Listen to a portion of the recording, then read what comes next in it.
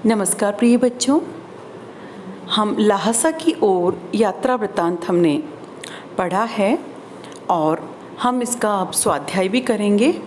लेकिन इससे पूर्व हमें जो कठिन शब्द आए हैं उनका भी एक बार विश्लेषण कर लेना है। कठिन शब्दार्थ विश्लेषण का सबसे अधिक फ़ायदा यही होता है कि हमारा शब्दकोश समृद्ध होता है, हम नवीन शब्दों की जानकारी प्राप्त करते हैं, उन्हें अपने दैनिक जीवन में और अपने अध्ययन कार्य में भी, या कहें कि अपने पढ़ाई में, अपनी भाषा शैली में भी उनको स्थान देते हैं। इससे हमारी भाषा समृद्ध बनती है। हमने अनेक नवीन शब्दों से इस पाठ में परिचय प्राप्त किया है।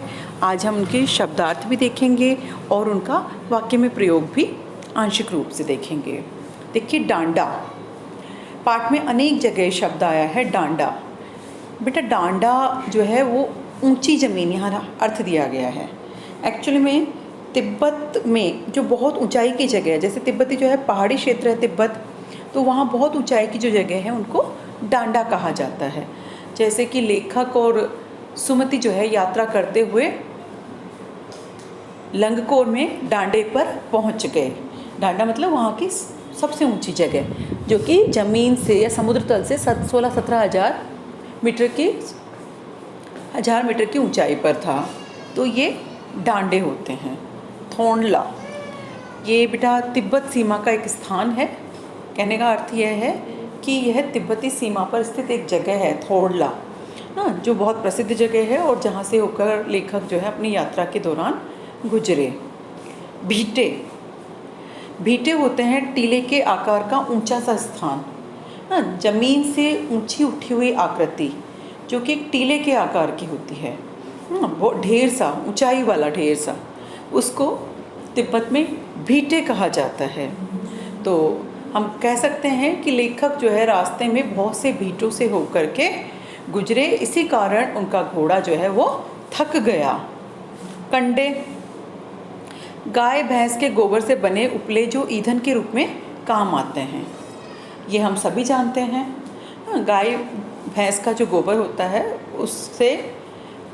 उसको पानी में भिगो करके उससे जो कंडे बनाए जाते हैं, जिन्हें चूल्हे के भीतर जला करके और उस पर भोजन पकाया जाता है, उसको कहा जाता है कंडे। सत्तू, भुने हुए अन्न, जो चना का आटा।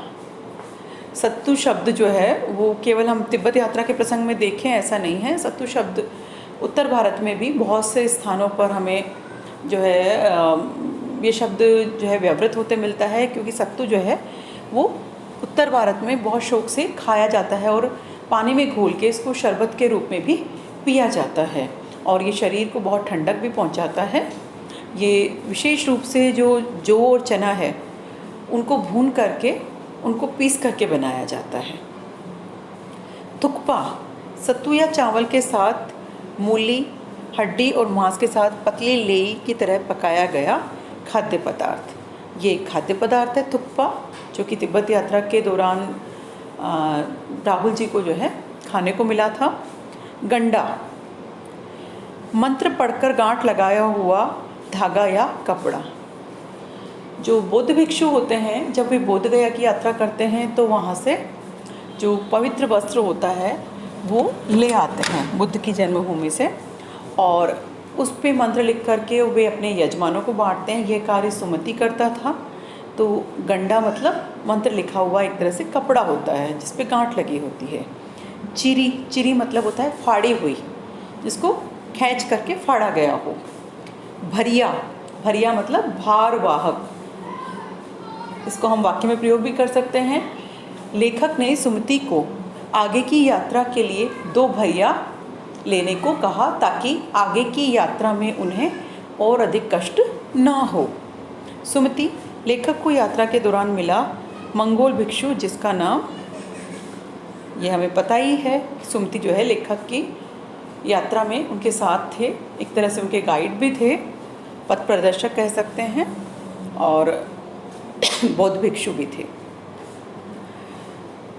यह दोनों चिटें जैनम गांव के पास पुल के नदी पार करने के लिए जोंगपोंग मजिस्ट्रेट के हाथ से लिखी हुई राहदारी जो लेखक ने अपने मंगोल दोस्त के माध्यम से प्राप्त करी। चिट जो है एक तरह से पास कह सकते हैं हम, रास्ते से गुजरने का। एक नाम आया था हमारे पास, डॉन क्विक्सोट। ये स्पेनिश उपन्यासकार सार्वतेज के उपन्यास डॉन क्विक्सोट का नायक है, जो घोड़े पर चलता था। तो इस तरह से हमने कठिन शब्द देखे इस पाठ के, और हम इनको अपने शब्दकोश में जो स्थान दे करके इनका वाक्य में प्रयोग करें तो ये हमारे लिए और भी अधिक फलदायी होंगे और हमारा शब्द भंडार समृद्ध होगा। धन्यवाद।